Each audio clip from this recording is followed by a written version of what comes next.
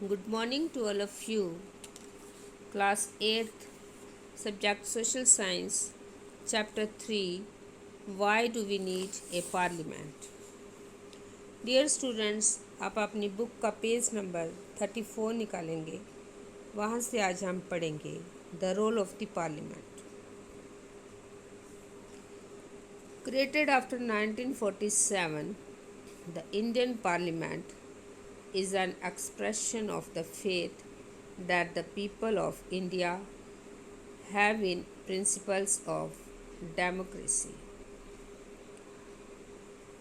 तो आज़ादी के बाद गठित की गई भारतीय संसद लोकतंत्र के सिद्धांतों में भारतीय जनता की आस्था का प्रतीक है। These are participation by people in the decision making process and government by consent. The parliament in our system has immense powers because it is the representative of the people. ये सिद्धांत है निर्णय प्रक्रिया में जनता की हिस्सेदारी और सहमति पर आधारित शासन। हमारी व्यवस्था में संसद के पास महत्वपूर्ण शक्तियां हैं क्योंकि ये जनता का प्रतिनिधित्व करती है। Elections to the parliament are held in a similar manner as they are for the state legislature. The Lok Sabha is usually elected once every 5 years.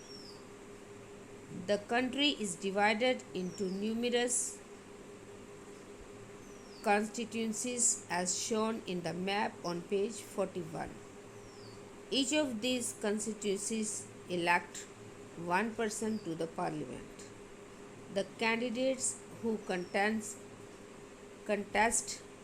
elections usually belong to different political parties.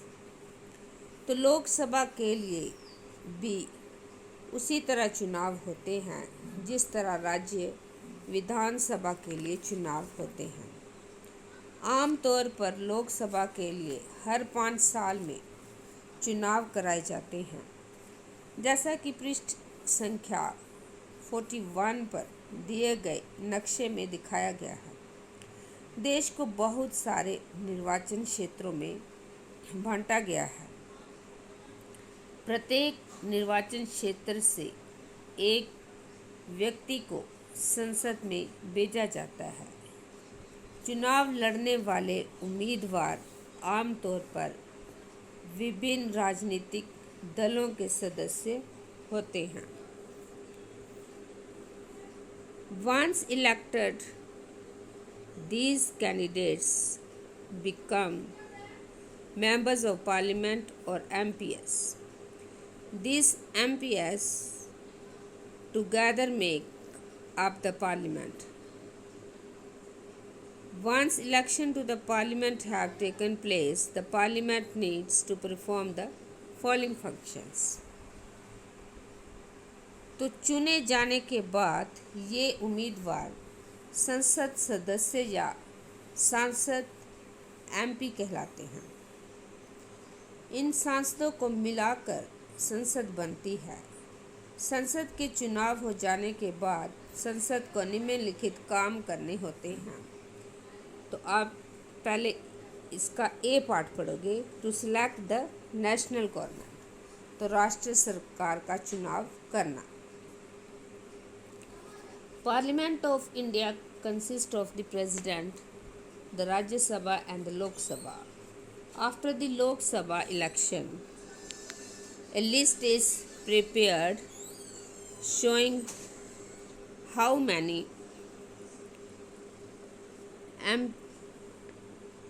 MP belongs to each political party. For a political party to form the government, they must have a majority of elected MPs. Since there are 543 elected plus 2 Anglo-Indian nominated members in Lok Sabha, to have majority, a party should have at least half the number such that 272 members or more. The opposition in parliament is formed by all the political parties that oppose the majority party. Coalitions formed, the largest amongst these parties is called the opposition party. तो सबसे पहले हम पढ़ेंगे राष्ट्र सरकार का चुनाव करना कि राष्ट्र सरकार का चुनाव कैसे होता है। तो भारतीय संसद में राष्ट्रपति और दो सदन होते हैं, राज्यसभा और लोकसभा। लोकसभा चुनावों के बाद सांसदों की एक सूची बनाई जाती है। इससे पता चलता है कि किस राजनीतिक दल के कितने सांसद हैं। यदि कोई राजनीतिक दल सरकार बनाना चाहता है तो उसे निर्वाचित सांसदों में बहुमत प्राप्त होना चाहिए। चूँकि लोकसभा में कुल 543 निर्वाचित सदस्य होते हैं, इसलिए बहुमत हासिल करने के लिए लोकसभा में किसी भी दल के पास कम से कम 272 सदस्य होने चाहिए। संसद में बहुमत प्राप्त करने वाले दल या गठबंधन को विरोध करने वाले सभी राजनीतिक दल विपक्षी दल कहलाते हैं। One of the most important functions of the Lok Sabha is to select the executive.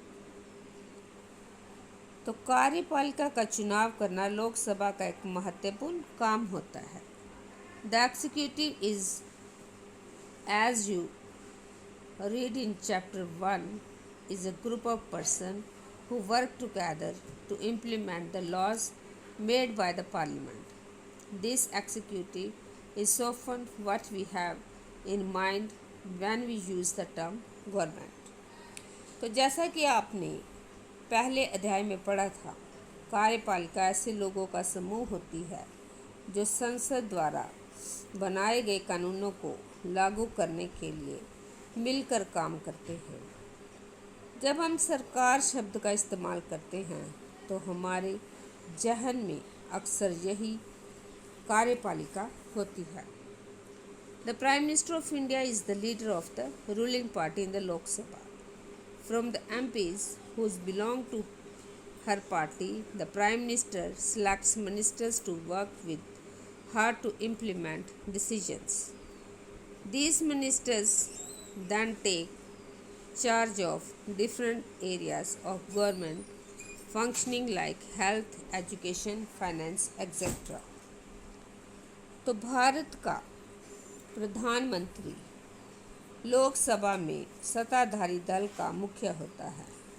प्रधानमंत्री अपने दल के सांसदों में से मंत्रियों का चुनाव करता है, जो प्रधानमंत्री के साथ मिलकर फैसलों को लागू करते हैं। ये मंत्री स्वास्थ्य, शिक्षा, वित्त इत्यादि विभिन्न सरकारी कार्यों का जिम्मा संभालते हैं। Oftentimes in the recent past, it has been difficult for a single political party to get the majority that is required to form the government. They then join together with different political parties who are interested in similar concerns to form what is known as a coalition government. तो हाल के सालों में काफ़ी बार किसी एक राजनीतिक दल को बहुमत नहीं मिल पाया है, जो कि सरकार बनाने के लिए एकदम ज़रूरी है। ऐसी सूरत में कई राजनीतिक दल मिलकर एक गठबंधन सरकार बना लेते हैं और साझा मुद्दों पर काम करते हैं।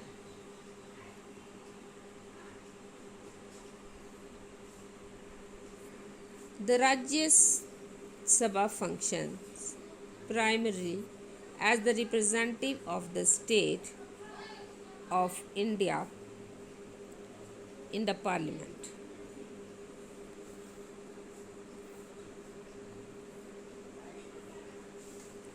The Rajya Sabha can also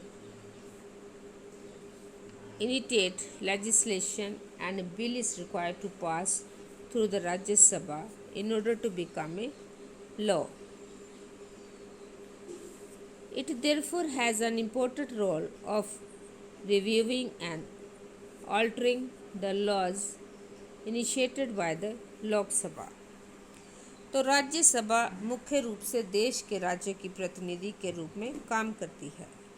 Rajya Sabha भी कोई कानून बनाने का प्रस्ताव पेश कर सकती है। किसी विधेयक को कानून के रूप में लागू करने के लिए ये ज़रूरी है कि उसे राज्यसभा की भी मंजूरी मिल चुकी हो। इस प्रकार राज्यसभा की भी बहुत महत्वपूर्ण भूमिका होती है। The members of the Rajya Sabha are elected by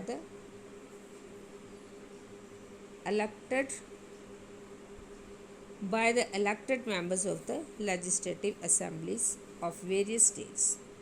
There are 233 elected members plus 12 members nominated by the president. तो राज्यसभा में 233 निर्वाच्य सदस्य होते हैं और 12 सदस्य राष्ट्रपति की ओर से मनोनीत किए जाते हैं। तो डियर स्टूडेंट्स, आपको जितना आज मैंने पढ़ाया है आप उसको रीड करेंगे और डिफ़िकल्ट वर्ड्स लिखकर याद करोगे। Thank you and have a nice day.